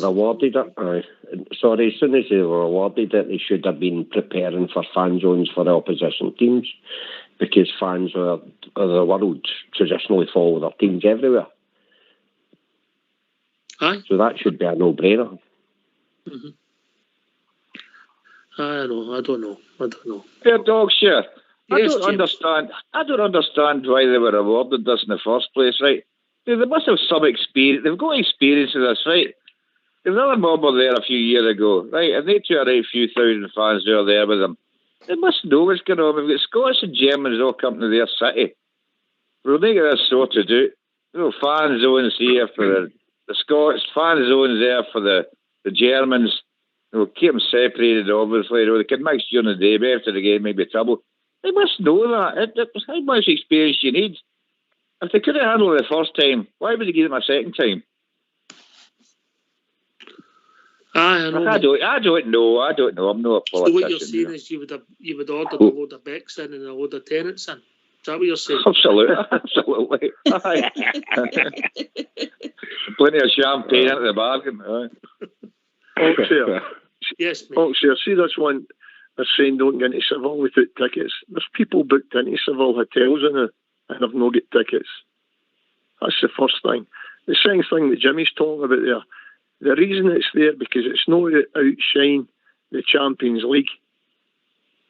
That's the reason. Europa is put down. They don't want to outshine the Champions League. And they weren't going to foresee probably Rangers getting there. Doesn't matter who's in the final. The Germans will take a massive support out there on Wednesday night as well. This place will be absolutely bonkers on Wednesday. And as you say, they're sitting back there. They're supposed to be putting fan zones.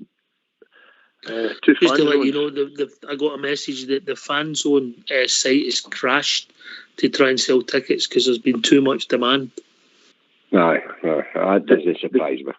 They put 2 on for 400 spectators each, right?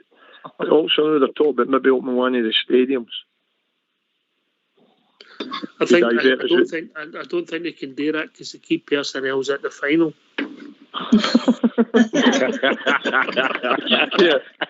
yeah, the key personnel that I will serving drinks. I know, I shouldn't be so flippant. In this time of such positivity, and we're wanting to get strip suits so we can sell more strips and people can go.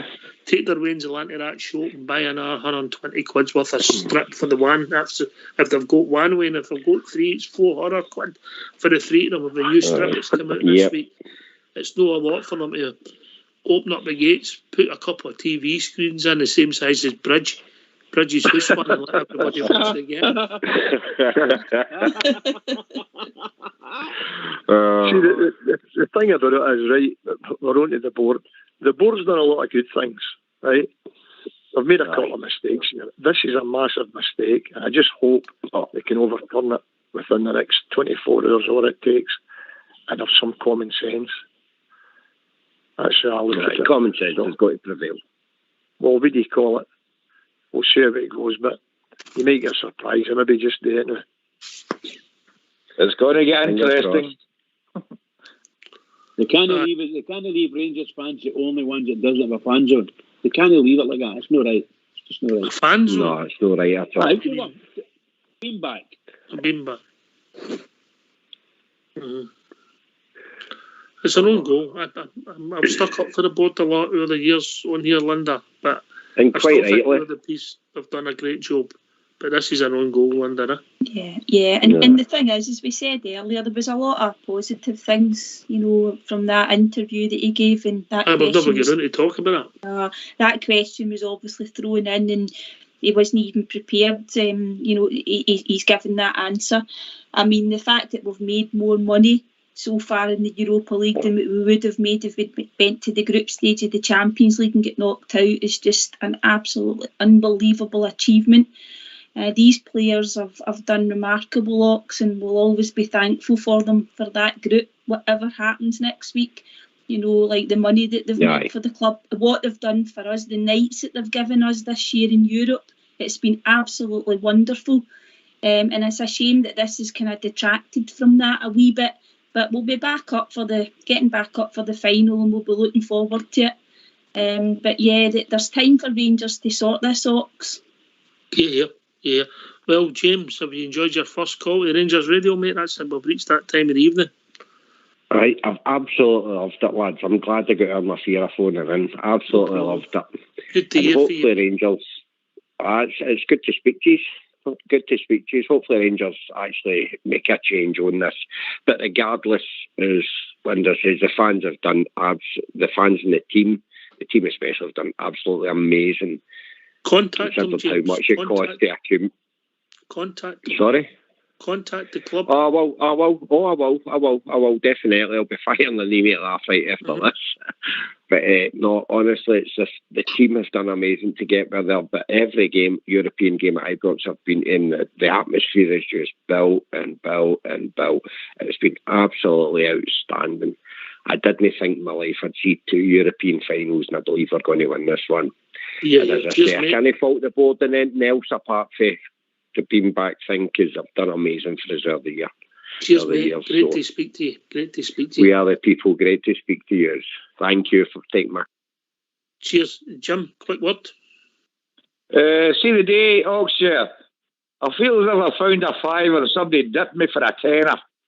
Well said, mate. Speak to you soon, brother. All the best. Linda? Yeah, great night, Ox, and a great show. I know it was obviously it's a bit disappointing what came out today, but good luck to Rangers on Saturday. If it's the under-16s team that they're putting out against Hearts, I'm okay with that. And obviously we'll be building up to the final next week. But it was great being on with everybody. So yeah, fantastic. Yeah, thanks to all the callers, some regulars. Great to hear from them. Blue Star, Alex for Wishaw, Tam for report, but it was good to hear from Stuart, and of course Jim for Paisley, and of course James who phoned in for the first time. It was good to hear, always good to hear people for the first time. Great to hear from Linda and Bridge as always. And I'd also like to thank Fox and Old School Blue for doing the technicals. Yes, this has been Rangers Radio. We'll be back tomorrow night. Make sure I've got the right show. Yeah, we'll be joined by the one and only Southside. Thanks for listening. And if you feel strong about anything we've talked about tonight, please contact the club so they know. Take it away, Old School Blue.